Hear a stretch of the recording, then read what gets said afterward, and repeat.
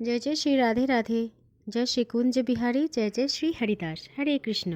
दोस्तों, बरसाना में एक सेठ जी रहते थे और जिनका एक नियम हुआ करता था कि वह किसी संत या कोई भी महापुरुष को पहले भोजन करा के ही अपना भोजन ग्रहण करेंगे। उनका ये विश्वास था कि बिना कोई एक संत को भी भोजन ना कराए उनको अपना भोजन स्वीकार्य नहीं होता। एक दिन ऐसा हुआ, सेठ जी अपने सेवक को भी उनके साथ लेके गए थे और वो किसी संत को ढूंढने में बरसाने आए थे ताकि वह संत को भोजन करा सके। तभी सेवकों ने सोचा, बरसाना तो संतों से भरा हुआ है, लेकिन पता नहीं आज कोई संत क्यों नहीं मिल रहा है। इस तरह से बहुत देर तक कोई एक संत को ढूंढने के बाद सेवकों को एक भिखारी दिखाई दिया जो सड़क पर खड़ा हुआ था और श्री राधा रानी जी के महल के पास भिक्षा मांग रहा था। तभी सेवकों ने उनसे कहा, तुम संत बनने का कोई रूप धारण कर लो और इस कार्य के लिए हम तुम्हें अच्छा पैसा भी देंगे। तब भी भिखारी ने पूछा कि संत बनने से क्या हो जाता है। तब सेवकों ने बोला, बस तुम अपना रूप को एक संत में परिवर्तित कर दो, अपने पोशाक आशाक में थोड़ा परिवर्तन कर दो, उसके लिए एक धोती पहन लो और सिर पर चंदन लगा लो और हम कह देंगे कि तुम बरसाने के एक सिद्ध बाबा हो। तब भिखारी ने बिना कुछ सोचे समझे सेवकों ने जो बोला वो ही कर दिया। पर धोती पहनने, चंदन लगाने और संतों जैसा रूप करने के बाद भी वो सेवकों ने इस भिखारी को लेकर सेठ जी के पास गया। सेठ जी से प्रणाम किया और भोजन के लिए बिठा दिया।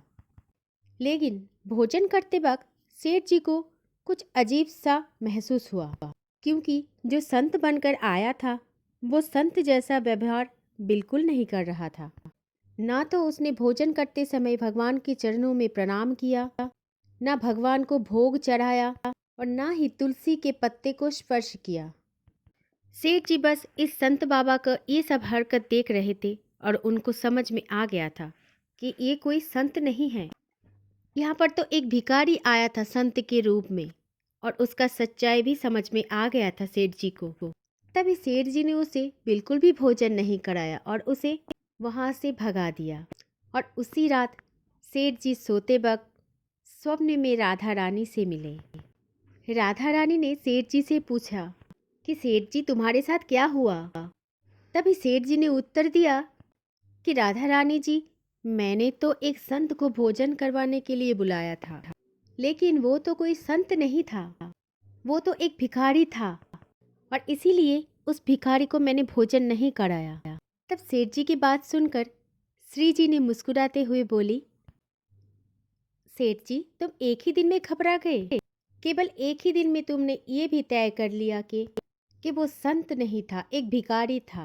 लेकिन सेठ जी, मैंने तो पिछले कई सालों से संतों को भोजन करा रही हूँ और कभी भी मैंने किसी से ये नहीं पूछा कि वो सच में संत है या नहीं। सेठ जी, मैंने तो बिना किसी हिसाब किताब के जो भी मेरे पास आते हैं उसको मैं आश्रय देती हूँ, भोजन कराती हूँ। मैं कभी भी किसी से अपने द्वारा किए गए अच्छे या बुरे कर्मों का हिसाब नहीं लेती।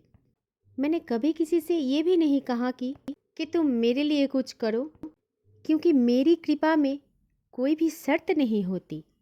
राधा रानी ने सेठ जी से और भी कहा, अच्छा सेठ जी, आप मुझे एक बात बताओ कि तुम मेरे साथ कितने साल से जुड़े हो, लेकिन तुमने भी कभी मेरी कृपा का मोल नहीं समझा। मैं तो बस तुम्हें अपनी कृपा देती हूँ, लेकिन तुम भिखारियों के साथ जुड़कर, दुनियादारी के साथ रिश्ते बनाकर हमेशा मुझसे दूर हो जाते हो। राधा रानी जी के इन शब्दों ने सेठ जी को अपनी अंतरात्मा तक छू लिया। सेठ जी ने ये महसूस किया कि राधा रानी ने बिना किसी शर्त के मुझे जो भी कृपा दी है वही केवल असली कृपा है, वही तो असली प्रेम है और वही तो है असली संत का मार्ग।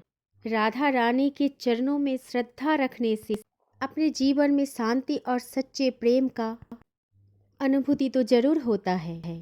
इसीलिए राधाष्टमी के दिन श्री जी से ये प्रार्थना करना चाहते कि उनका प्रेम हमारे जीवन में हमेशा ऐसे ही बना रहे और हमारा ये जीवन सिर्फ राधा रानी के नाम हो जाए। जय जय श्री राधे राधे, जय श्री कुंज बिहारी, जय जय श्री हरिदास।